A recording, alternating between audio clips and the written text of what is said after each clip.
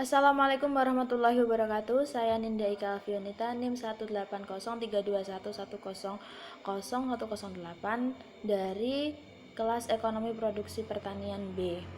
Di video kali ini saya akan menjelaskan tentang review jurnal internasional yang berjudul Technical Efficiency of Melon Farming in Kulon Progo, a Stochastic Frontier Approach SFA. Yang pertama dimulai dari pendahuluan. Neraca ekspor dan impor Indonesia pada tahun 2012 menunjukkan nilai ekspor melon dan semangka sebesar 521.390 US dollar, sedangkan nilai impor mencapai 873.237 US dollar. Kondisi ini mencerminkan permintaan melon dan semangka di Indonesia tidak dapat diimbangi dengan produksi dalam negeri, sehingga perlu upaya yang lebih besar untuk meningkatkan produksinya, baik secara kuantitas maupun kualitas. Melon telah dibudidayakan di Kabupaten Kulon Progo beberapa tahun terakhir, dan kini melon menjadi salah satu komoditas hortikultura yang penting. Sebagai komoditas hortikultura yang memiliki nilai jual tinggi, diharapkan dapat meningkatkan pendapatan petani di Kabupaten Kulon Progo. Efisiensi teknis merupakan salah satu prediktor dalam mengukur kinerja proses produksi. Oleh karena itu, efisiensi teknis usaha tani melon dimaksudkan untuk mengukur tingkat produksi yang dapat dicapai petani, mengingat temuan penelitian ini membantu petani yang tidak efisien dalam hal produktivitas agar mampu menjadi lebih produktif dengan mengacu pada petani yang lebih efisien. Selanjutnya, metodologi penelitian. Pengumpulan data penelitian ini dilakukan di Kabupaten Kulon Progo. Pengumpulan data dilakukan dengan mewawancarai 50 petani di Kecamatan Galur mewakili agroekosistem pesisir, dan 50 petani di Kabupaten Lendah mewakili agroekosistem sawah yang telah menanam melon pada tahun 2013.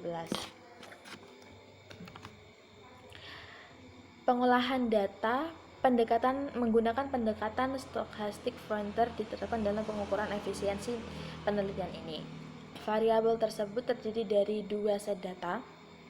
Yang pertama, variabel output melon dan input yang digunakan di lahan pertanian, dan yang kedua, variabel determinan inefisiensi teknis berupa karakteristik sosial ekonomi. Model produksi Cobb-Douglas Stochastic Frontier diestimasi dengan metode maksimum likelihood ditunjukkan pada persamaan ln Y sama dengan beta 0 ditambah beta 1 ln X1 ditambah beta 2 ln X2 ditambah beta 3 ln X3 ditambah beta 4 ln X4 ditambah beta 5 ln X5 ditambah beta 6 ln X6 ditambah beta 7 ln X7 ditambah beta 8 ln X8 ditambah beta 9 ln D9 ditambah beta 10 ln D10 plus V1 min U1, di mana Y merupakan produksi, X1 luas lahan, X2 bibit, X3 pupuk ZA, X4 pupuk SP36, X5 pupuk NPK, X6 pupuk organik, X7 pestisida, X8 tenaga kerja. Kemudian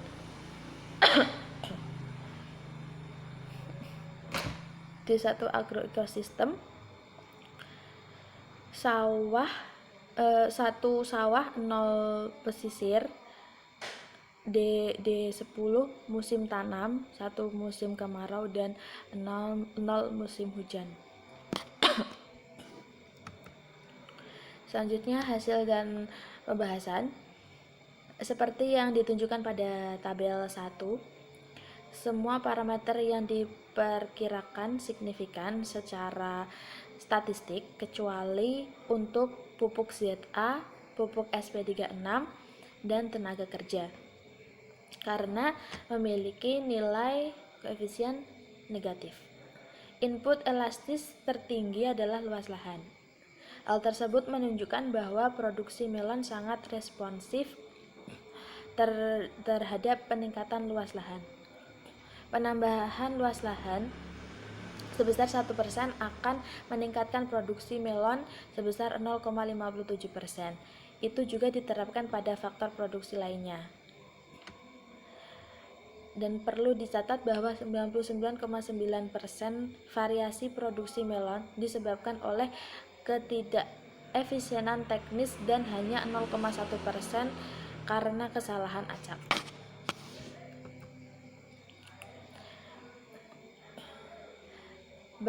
Tabel 2 menunjukkan koefisien variabel penjelas dalam model inefisiensi. Indeks efisiensi teknis hasil penelitian menunjukkan bahwa indeks efisiensi teknis bervariasi dari 0,3384 hingga 0,9998 dengan mean 0,6410.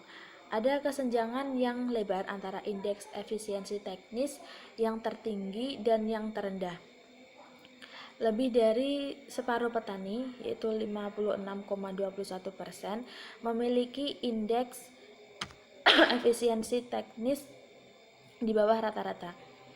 Hal tersebut menggambarkan bahwa sebagian besar petani di wilayah studi ini, yaitu Kabupaten Kulon Progo, tidak efisien secara teknis. Kesimpulannya, hasil menunjukkan bahwa produksi melon dan efisiensi teknis berpotensi untuk ditingkatkan di Kabupaten Kulon Progo. Peningkatan produksi melon di Kabupaten Kulon Progo dapat dicapai melalui pemanfaatan faktor-faktor produksi, yaitu antara lain luas lahan, benih, pupuk NPK, pupuk organik, dan pestisida. Penanaman di agroekosistem sawah dan musim kemarau juga merupakan alternatif yang penting untuk diterapkan. Petani yang belum efisien secara teknis dapat mengadopsi teknik budidaya dan cara mengelola usaha tani petani dengan tingkat efisiensi teknis yang tinggi.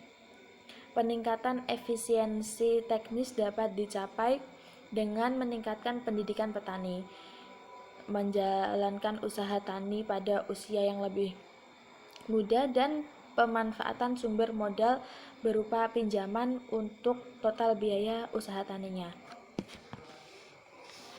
Mungkin itu saja yang dapat saya sampaikan, kurang lebihnya saya mohon maaf. Wassalamualaikum warahmatullahi wabarakatuh.